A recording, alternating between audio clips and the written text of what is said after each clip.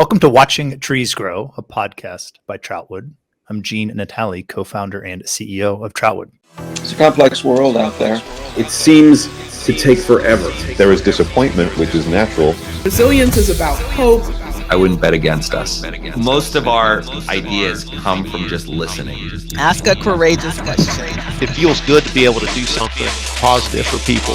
You are a force multiplier.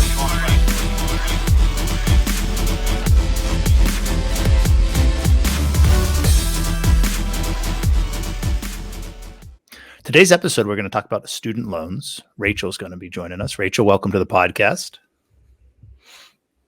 Hey, Gene. Thanks for having me. Well, and Rachel, some of our listeners might know, some might not, that you and I first met when you enrolled in a personal finance course that I teach at the University of Pittsburgh. Yes, I did. I think that might be the first college course that I took that I really didn't know anything that I was getting into. Well, and we're going to talk about why did you take, was that 3 years ago now? Oh, way more than or that. 4 years ago? Okay, I guess it is 4. I thought it was 5, but I think you're right. I think it's 4. So we're going to talk about your perspective because you were a great student. I can say that. We're going to talk about your perspective in school and student loans and how they differ now that you're out of school. But I want to shed a light to our audience on how important this conversation is. I do a fair number of one-on-one conversations like this with college students who have financial questions, fears, concerns. Student loans is the number one first question they ask. It is the number one fear, even for students who have credit card debt, because that number tends to be so small compared to the student loans. So it's a big deal topic, Rachel, and I'm excited to dive in with you. Yeah, I think it's at the forefront of every student who has debt. I think it's at the forefront of their mind. And I think that the biggest thing is just you're always aware of what you don't know. So that's the scariest part. Even if you don't know, it's just scary not knowing what you don't know, if that makes sense. No, absolutely. We've talked in past episodes about, a silly, simple analogy. If the lights are off in the basement, your mind makes you think it's scary, right? You turn the lights on and it's not scary. So let's turn the lights on to student loans. Rachel, I want to understand, and I did get to have the privilege of hearing your questions and how insightful they were back in the classroom. I want to understand, go back in time. Let's even go before you and I met. What was your understanding of student loans when you signed student loan agreements in high school? I think my understanding was just that they were a necessary evil. Maybe evil's too dark of a word, but they were something that it wasn't like I was excited to go into student debt, but I was really excited for college, and I just thought that was part of the picture. So I didn't necessary means to an end per se. Exactly. Necessary means to accomplishing a goal. Yeah, and I wasn't scared at that point. I don't think the fear crept in until graduation started getting closer, and then the repayment became more real to me. You say that you didn't have fear when you signed the student loans, but they would have been at that time. That would have been the biggest legal financial document you'd ever touched. Yeah, but it was also one of those things that, everyone was doing. I think I was more scared that I wouldn't get into college than I was scared about paying it. It sounds silly now, but that's what was on my mind. It was just like, I'll figure out the money later. I just want to, this is what I need to achieve my goals. And if loans are a part of it, then yeah, I'll get to that when it comes to it. Rachel, I'm curious. When you were thinking about these student loans and to that point, I was more nervous about not getting into college than I was about repaying student loans. Did you care about the dollar amount of student loans, or it was just the path? And if it was a 10,000 versus a 20,000 versus a 30,000, it was the way you were going to get to college? Yeah, I think that one was really subjective for me too, because a lot of the local colleges that were near my hometown that would have been a cheaper way or a less expensive way for me to get a degree, they didn't offer speech language pathology, which is what I wanted to do. So I had to look at some of these bigger schools anyway. And when I was comparing the larger schools that I wanted to go to that had the degree that I wanted, comparing those to each other wasn't it wasn't as distinct as it would have been if I had compared like my local community college or something closer that was less expensive. So again, I think I got in the mindset of this is what it costs. So that's what I'm going to have to do. It's almost like when you go to the mechanic and he tells you that like something crazy with your car is wrong and it's your transmission and it's super expensive. It kind of just feels like, well, I don't know enough to know how much it should cost. So I guess this is what people do. So yeah, I just went off to college excited about the degree, and I put the other stuff on the back burner. I'm going to ask our team to write down a question for the next episode, Rachel, because part 2 of this series is going to be your perspective after school. Mm-hmm. And I'm really intrigued by this concept of it was a means to an education, because in hindsight, you now know the difference between a 20,000 or a 30,000. There's consequence to each of those where, 18-year-old high school student, yes, I just got to get to college. So we'll ask Aruj and Maggie, Kristen, write that down for the next. I want to understand the fear side, because it sounds like you were more focused from kind of right out of high school to the early years of college. You were more focused on the college experience. When did the fears start to kick in, and why? So junior year of college of my undergraduate degree is when your advisors or, your friends, if anybody's going for a 4-year degree, that's the year that you decide what you're going to do next. Am I going to go on for more school? Am I going to graduate and try to get a job?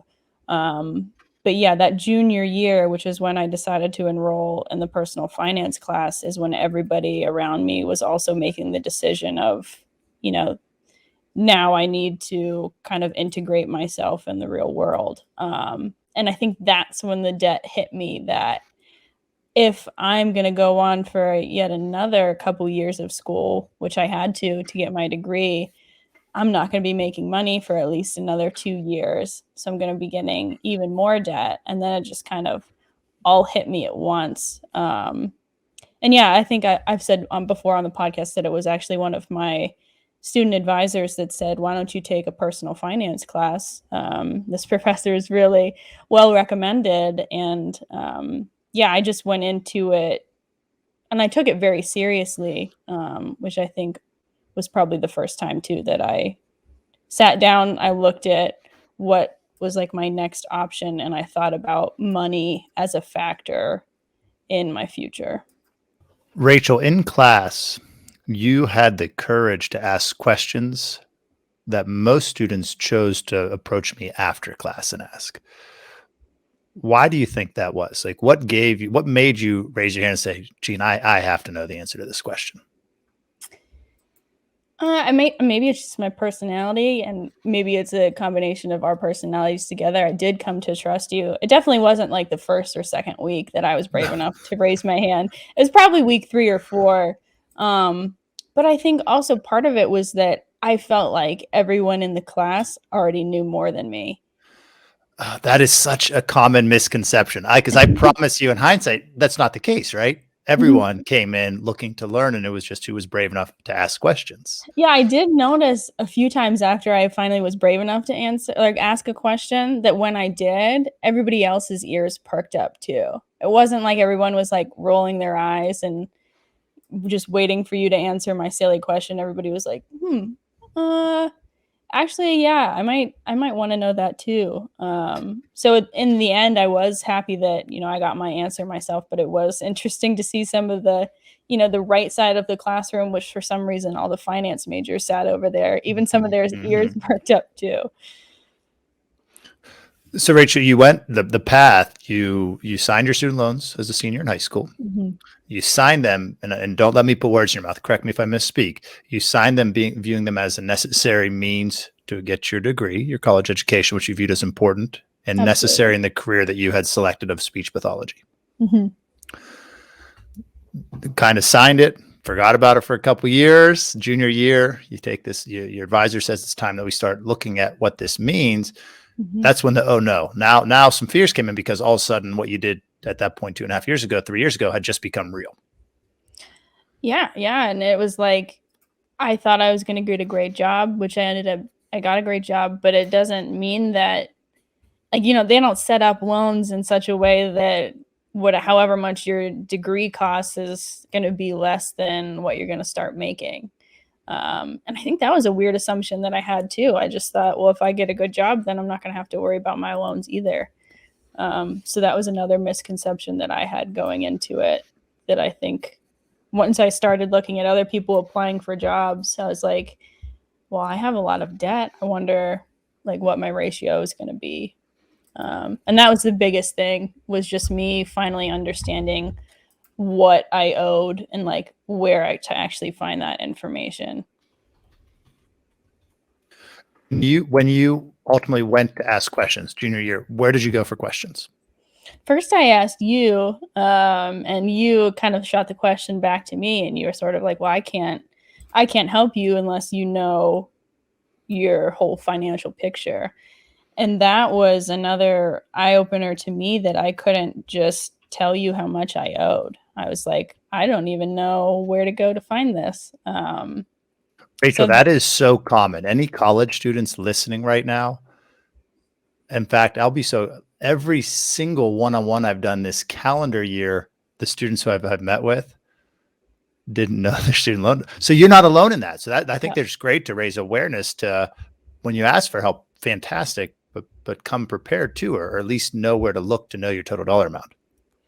yeah, I didn't even know that we had like a financial aid office. I mean, I know that I got emails from something called financial aid at Pitt or this or that. But I didn't realize how like wealthy of a resource that was to me. I think after I talked to you and you asked me to like give you a full picture of my loans, I emailed my financial aid office and they set up a meeting with me in like 2 days. They got me in the door and they were nothing but helpful. And I think that might have been the scariest point for me, was just deciding that I wanted to, like pull the curtain or go down the dark basement steps and turn the light on. But once I was just kind of met with open arms, that was, it was just a great feeling to know at least that I wasn't alone. Well, there's a question in the chat: how easy is it to ask questions? I think that differs per individual. But you found, well, and after you asked it, you found out it's really easy, right? The hard part is getting over the hurdle to ask the question. Once you open that door to the financial, because if I remember correctly, Rachel, the advisor you were working with offered to come in and speak to class. And didn't she say, Rachel, if you have anyone, I will talk to anyone who I can help out? Yeah, she did. She was like, if there was, like you said, if there was anyone else in the class that had the same questions as me, she's like, I want to be in there. I want to be helping you guys. Like, just let me know when I can come. Unfortunately, I think that most of the class was still too scared to ask the questions, but I really do wish that, going back, that we had made it happen. And I think they are starting, like we had the last podcast with Panther Forward. I think they're starting to become more integrated with the student body, which is just great. But yeah, I think, 2020 hindsight, I just wish I would have done it sooner. Well, this podcast will help. We've covered your initial, that path from high school to junior year when you and I met. We're going to pause here, and then our next episode, we're going to talk about everything you've learned since, because I do view student loans as a two-part conversation. Mm-hmm. Independent of what you knew at the time, you signed a legal obligation as a high school senior. Fact. And you, as a junior in college, then opened that door and began to explore what it means and create a plan to repay it, which we'll tease. They're obviously, the student loans are in deferment now, but you built that plan, Rachel. So you were able to graduate with confidence.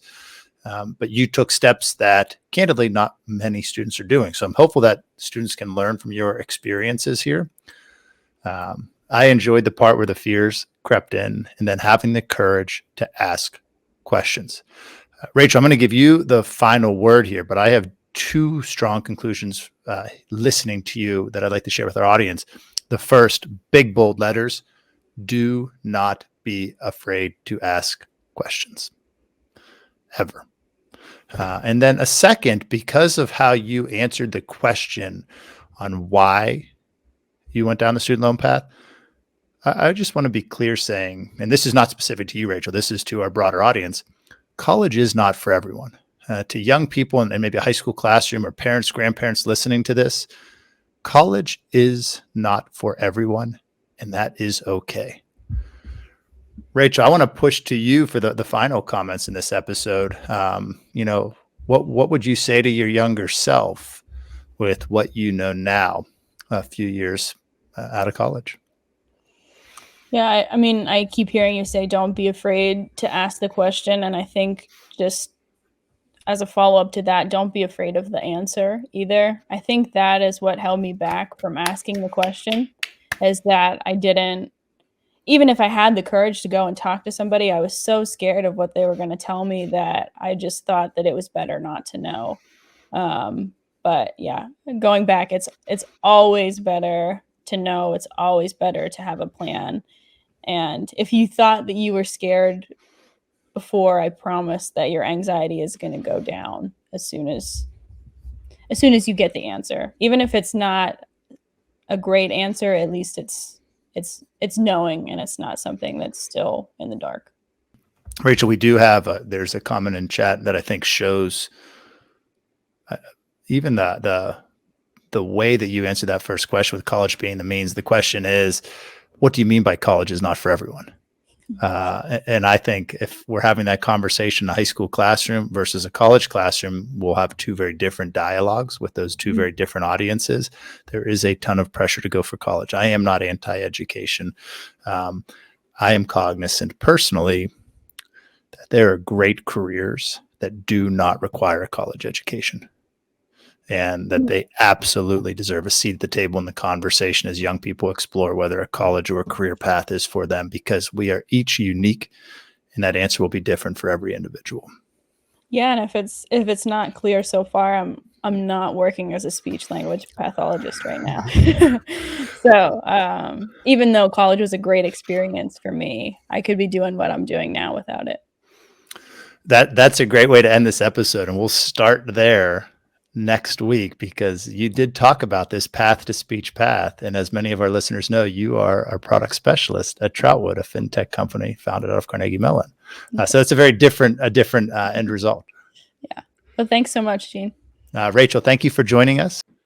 Thank you for tuning in to Watching Trees Grow, a podcast by Troutwood.